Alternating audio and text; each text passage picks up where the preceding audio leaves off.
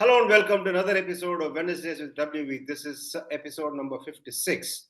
Test cricket is back as far as the Indian women are concerned, and who better than Sudha Shah as the guest, who's got the record of having played 21 consecutive test matches for India. She's also been involved in a lot of roles post retirement and considered as one of the astute cricketers during the days. It's my pleasure to welcome her on this show. Hi Sudha, good morning. How are you? All well? All well, good morning. Okay, let's go back a bit in time.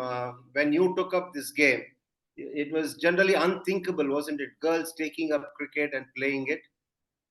Oh yeah, I mean back then it was like people wouldn't when we started playing it was like why are you playing? Why are you playing an outdoor game? Play an indoor game. And cricket's not a game for girls. You'll get dark and whatnot. I mean I guess people used to just come to see at that time whether girls can play cricket. It was only later on when the game progressed, they did sort of accept that even girls could play, but we did find it difficult, getting even some girls to play. We had to go and beg the parents to allow them to come, and it was so difficult. And I know a lot of talent sort of just went away because the parents wouldn't allow the girls to play. That's why I'm curious. How did you get interested to play cricket? Yes, in India, everybody knew cricket, everybody wanted to play cricket, but how did you get interested in it? We used to always we used to play cricket with the colony boys. I stayed like in Subara Avenue, and there we used to play cricket with the colony boys. But that time it was mostly French cricket and crocker, and every time they played with a cricket ball, I would hide behind the bushes because I was so scared to feel the ball at that time. But when it was tennis and rubber ball, like I was always, I was willing to play. And then in 73, we heard that, they'd formed Women's Cricket Association of India. So a few of us, from Good Shepherd, we got together and we formed this club. And we'd approached LJ Edmonds and Sushil Haridas, who were Ranji and South Zone players at that time, to come and coach us. And, that's how we started. My dad was never allowed to. He was very keen on cricket, but his dad was like, no cricket, only business. So that's how he encouraged us to play, and so that we were lucky that way. That's a story by itself. Now, you played cricket when girls were not encouraged, and your parents, one father was a Gujarati, mother from Kerala. Now, how did that happen? That must have, been tough as well that time. Between them, I mean, if you listen to their story, it was like, and I used to tell them, I mean, back in the 50s, they had some guts. Like they studied together and quietly got married. And when my mom's parents got to know about it, my grandmom and my uncle came to Madras at that time, took her back to Cananore. And there was a classmate of theirs who was studying along with them, and she was even from Cananore.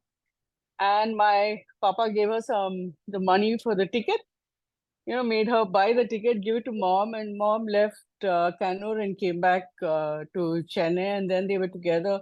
Both of them were cut away from their families for quite some time. It was only when my elder sister was born that slowly they reconciled, and then things were cool. Indian team made its debut in Test cricket, the women's team, and there was Sudha Shah making her debut as well, along with India. How was it to start off with? Let's talk us through it.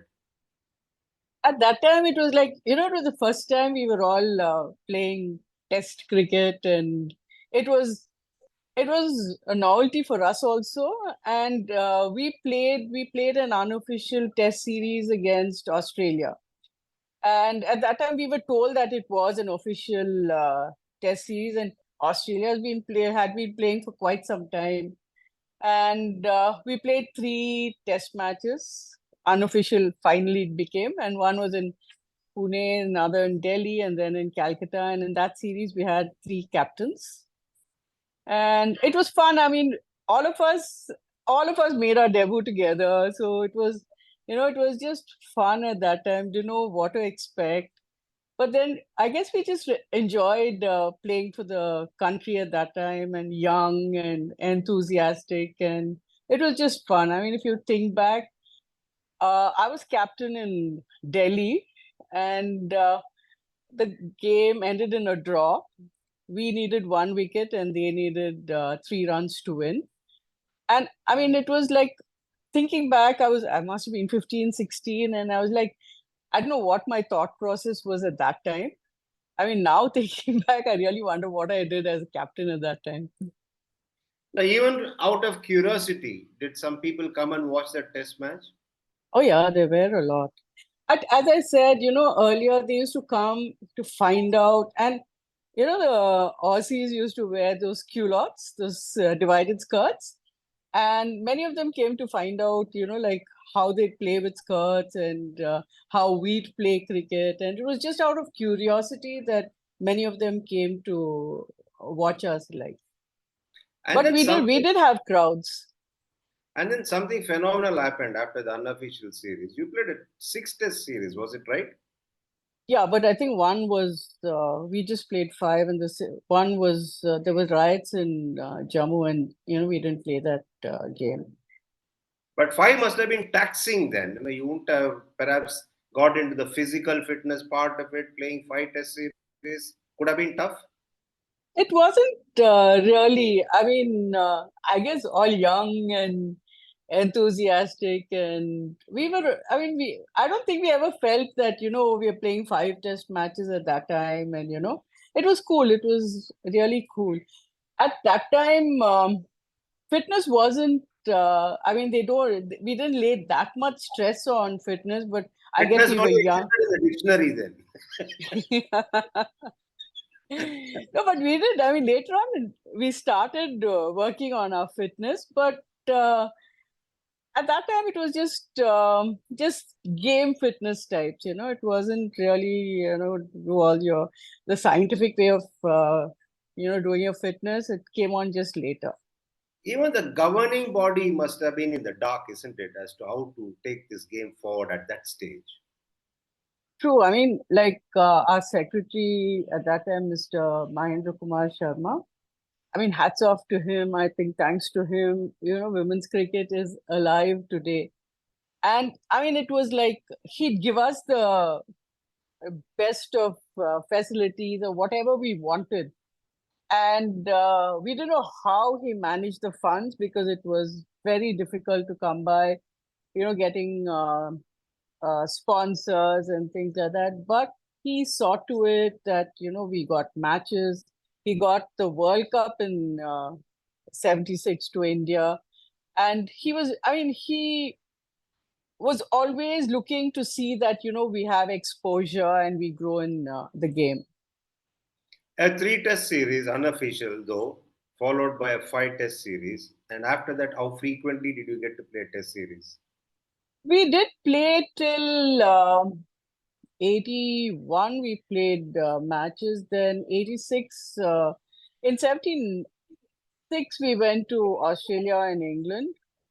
And then we had most of the matches in India. And 86, we went to England.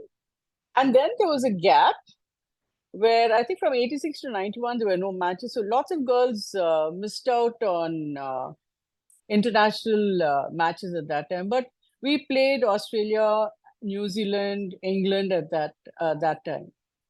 You have a fantastic record of playing 21 consecutive test matches, and I think it still stays with you.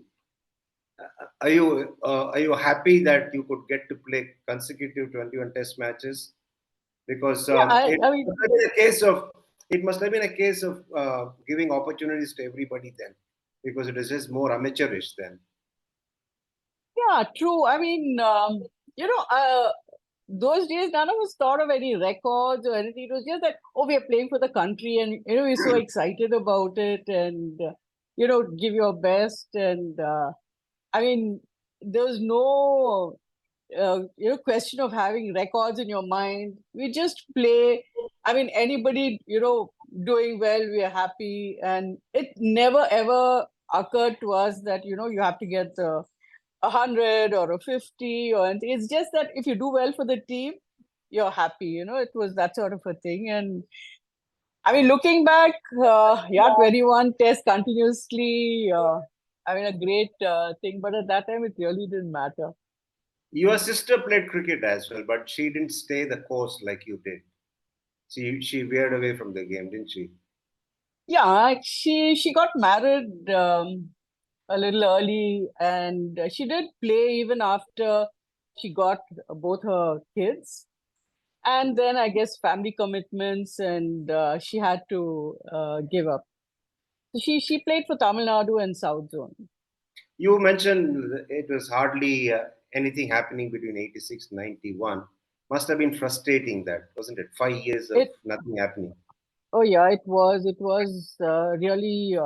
I mean, we hear you're just playing domestic cricket, and you're just hoping that you'd get to play international cricket. We even had the World Cup in Australia. I think it was at that time, and we'd even we'd reached Delhi thinking that we were taking part in the World Cup, and there was some miscommunication between the government of India and thing. And last minute we didn't take part in the World Cup. I mean, that time it was really frustrating, and we were just waiting to play international. And those days we had to depend on the government for funding, and there was some misunderstanding and things like that, and we really lost out on those 5 years, and lots of girls lost out around that time, who could have played for India and didn't get an opportunity. Yeah, it's always unfortunate that when there is talent around and you don't get to play, it's always really irritating, frustrating. Now, talk us through about the talent of some of your contemporaries, to name a few: Fauzi, Shanta, Diana, Shubhangi. You lot were very talented path breakers. Yeah, I mean, those days, if you see, it wasn't like we did like in Chennai or in Tamil Nadu, we had really good coaches.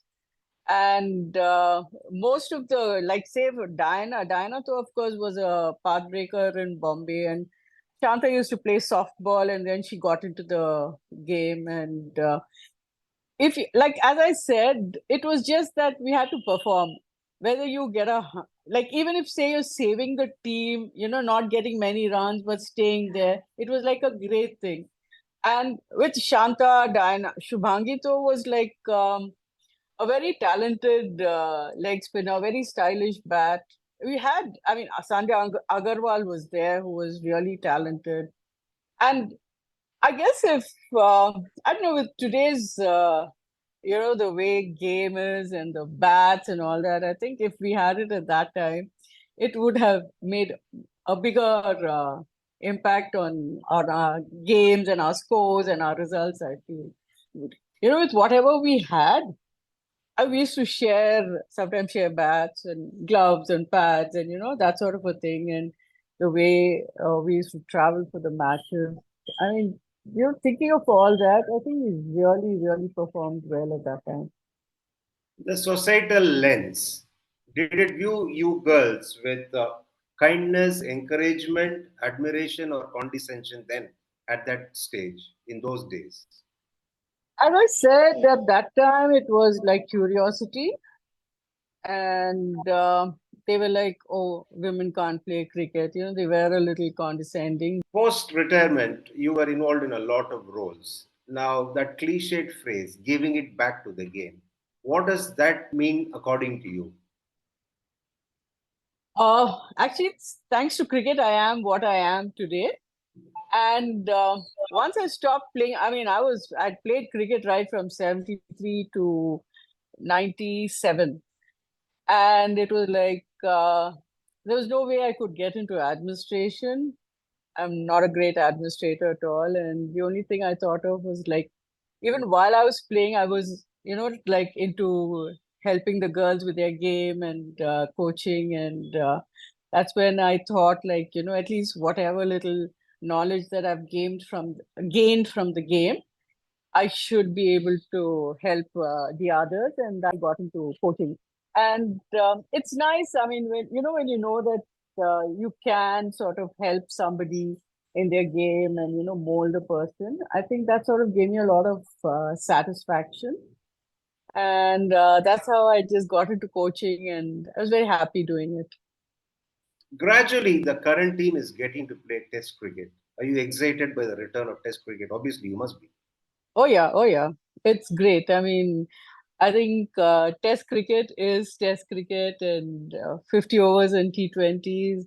I mean, it's a modern game, but even today, I'd sit and watch a Test match all 5 days. Like it's nothing like Test cricket. No, because why not? The way these girls have played Test cricket in the last couple of Test matches that they played, one against Australia, one against England, it was absorbing right through, wasn't it? True, true. Actually, even in 2014, when we went to England to play, we played a Test match, and we had 8 debutants in the side. Everybody, like England though, was like very sure that they'd win and it'll be an innings victory for them and they'd really thrash us. But then the way we played, and saying that it was a big gap between the test matches, the girls somehow really adapted themselves. And even now, the way they're playing, it's like they're mostly playing T20 games and 50 over games, but still when they adapt to the test matches. It's so exciting, and I really wish we could, all the countries start playing test cricket. Have you accepted the T20 format? Are you still, a bit resistant to it? Your smile says it all. I watch it, yes, but it's nice watching somebody like Virat or a Ruturaj playing cricketing shots and getting runs. And some of these other shots that has come in thanks to T20. As a coach, I would never have. I know as a coach, it was like, oh, hey, right? When we were playing, it was play along the ground, no lofting the ball. And now it is like everything comes in. And I guess I belong to the old school of cricket where it's nice to watch actual cricketing shots and watching a test match more than T20 is fun, but test match is more exciting.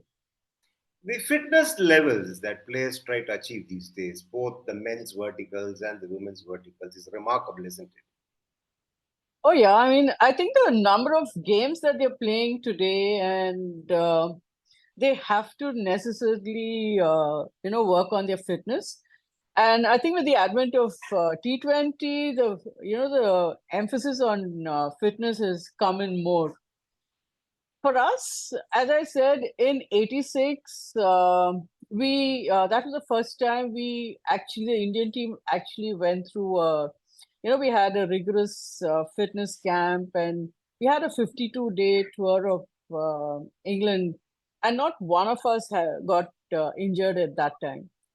And then when I took over as coach in 2003, we always had a lot of talent, but where we sort of missed out was like on our fitness, like our strength and physical with the running between. And we used to have just only fitness camps, and we did all the yo-yo tests. And this was what in 2003. We we really sort of laid a lot of emphasis on the fitness, and that really showed after that. I mean, the fielding improved, the running between improved, and I think that was the start of for women's cricket, where we really worked on the fitness, and we reached the finals of the World Cup that year in 2005, and in South Africa, everyone was stunned at the way the India players were throwing themselves on the ball and fielding so well and running between. It was such a change, and it really made a big difference. You saw things then and you kept in touch with the current lot as well as a selector. Do you still see a lot of gap between our girls and girls from Australia, England, New Zealand in terms of the physical strength and fitness? I still feel yes. And I've always said that when it comes to skills, I think we're way ahead. But I feel our fitness, we still have to work on it. Our strength, our running between somehow we're not able to match the other countries. We'll have to work on that, I feel. It's still some way to go for us to get to the other countries, especially Australia and England and New No, Zealand to as some long as extent. we admit and we work towards it, we are fine. There's no shame in saying we are not the best in one particular aspect. We have a lot of other aspects where we are good at. I think we will Oh get yeah, there oh yeah. slowly but surely. I true. Our batting, we've got really, good batters and even our bowling, but then our fielding has to support the bowling. And I feel there we sort of lose out. Forget that it's a T20 tournament, but the WPL in many ways is a great thing to have happened for the growth of women's cricket, isn't it? Oh yeah, oh yeah. And like I mean, even with the men's cricket, I think a lot of players came out of IPL, and like I mean, these few girls who've been selected now and who've got into the Indian team, I think it's making a big difference. And I see a lot more girls coming to play cricket, and with the exposure that they're having with print and television, I think there are a lot of more girls coming, and even their game sense is a lot better than what it was, years back. I think that makes a big difference. Like Sunil and Kapil, sort of were the legends for their longevity, for their achievements, and all that. The services and the performance of Julan and Mitali has been fantastic, isn't it? 20 years of international cricket is a Oh great yeah, achievement by any oh yeah, standard. oh yeah. I mean, I was recollecting when in 2009, when we were, working towards the 2009 World Cup, Julu was telling me, "Ma'am, this is my last World Cup, and I can't see me playing ahead." And I was just telling her, I said, "Work on your fitness. I mean, the game is there, and that'll always be there, but you have to work on your fitness." And she even played the 2017 World Cup, and it was like hats off to her. With Mithali, I mean, she's really a legend for the way I mean, injured her knee in 2003, but then she's been working on it and she's very particular about her fitness. I think her work ethics is another level. I feel the youngsters have to really learn a lot from these two, the way they've, lasted so long and playing a lot of cricket. I mean, yes, we played for a long time, but then nowadays the exposure and the number of games that they're playing, hats off to both of them. Again, going back to the WPL, now because we touched upon it briefly. Now, do you think the WPL is ready to have 8 teams? So, I mean, we have a lot of talent, and it'll be great if, we sort of have more teams, and I think more girls getting an opportunity to play this game. I think it will be good for us. And we do have a lot of talent. Another test match is all set to get underway. What do you think the girls need to do to win that game? One against England is coming up. After that, one against Australia. Australia. I'm sure you're going to watch all the 8 days without missing a single delivery. Yes, I will. I do. I mean, I do enjoy, but I guess the girls, they are used to playing T20 games, but I guess they have to just learn to stay on the wicket. And I know that, the longer that you stay on the wicket, the more runs you can get.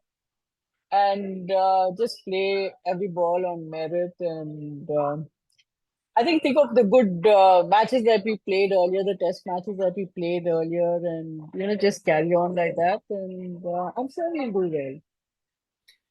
Frequency of cricket is improving. Test cricket is back, WPL is started, and then there's been a pay increase. A lot of good things have happened since your days.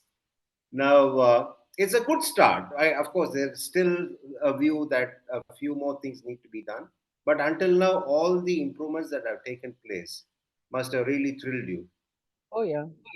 I mean, to think that at least like you think that okay, we started and for what we've gone through, we're so happy that at least today the girls are getting what they deserve, and hopefully they'll get much more as they play better, win more matches, and I think cricket's really looking towards better days now. And I only hope the girls just continue performing well. And I mean, they should sort of think that the more matches they win, the better it is for the game and for themselves. With all these things coming in, of course, there's also got to be a situation where the girls have to be careful about not falling into things that will harm their careers. Because when there's a lot of things coming together, what are the pitfalls do you think they need to avoid? I think first that they need to be grounded, and I always say that the game is always greater than the person. And if that's what's there, and they just continue sort of, concentrating more on the game than the other aspects, I think we should, with hard work, and I think that will sort of, go a long way for them. I know, I mean, there is like today they have the social media for distraction, which, none of us even had it at that time. And you have to be really level-headed for, not to get carried away by all this, the social media and everything else, and just concentrate on the game. I think and, once they concentrate on the game and play well, they don't have to look further really. What will Sudha Shah, the former captain, the Indian team's coach, and then the selector, what will she not give up to see one World Cup title coming home? Oh, and really, I mean, even that 2005, it broke my heart when, we got to the finals, and then 17. It's very sad that, I mean, we're getting there, but we're not really crossing the line. I'm just waiting. Hopefully, I will get to see India lift the cup. And every time I see, a team holding that cup, I have tears in my eyes because I always feel when will we sort of lift the cup, because we really deserve it. And we just, I mean, even the T20 World Cup in Australia, when you were there, I had tears in my eyes. I mean, it was like, why are we taking so long? We should be there. Like, it's sad. I think that'd be my, the last thing that I'd like to watch. I think like after that, it'll be like, okay, cricket's over for me. Like, it's that sort of a thing for me now. You spent a major part of your life being involved in cricket. Not much of money to make those days, the days you played, and not many rewards otherwise either. But still, at the end of the day, the lifetime achievement made it all worth it, wasn't it? Oh, yeah. I've, I mean, no regrets, but I have been very unlucky when it comes to awards or whatever, and even the payments. But I guess that love for the game is always there. And people keep saying, "Oh, you're so foolish. How can you go on, without getting any remuneration or whatever?" But I was like, I mean, I'm doing what I like doing, and that sort. And then actually, when the Lifetime Achievement Award was announced, it came as a surprise to me. And I was like, I was really surprised. And the first thing I thought of, I wish my papa and mummy were there to, see me get that, because they had sacrificed so much for my game. And I would have been very happy if, they were there to see me receive that. Great, and a word of advice finally for the young aspiring cricketers. Keep working hard, and I mean, don't get carried away by the exposure, but I think just keep working hard, and it's only with hard work and I think you accept your mistakes and learn from your mistakes and move forward. And you, to the other side of the fence, any suggestions to the system that needs to be improved? Oh, what I feel is like it's most important for um, starting cricket at the grassroots levels, like, start schools cricket. Because generally, I mean, there are some girls who play a long period, but uh, girls' career is quite short compared to the male counterpart. And I feel when they start playing cricket at the school level, by the time they sort of peak, they're ready to play and their career is sort of lengthened like that. And I feel there's a lot of talent there. So we should start playing cricket at the school level, into schools and, that sort of a thing. Yeah, we have the under 15 tournaments now, but then if we start from the schools, there'll be a lot more talent. Thank you, Sudha. Thanks for your time, and it was a pleasure talking to you. My pleasure, Raman. Thanks. That was Sudha Shah sharing her experience and also giving us an insight of what women's cricket was since the days they played their first test match way back in the middle 70s.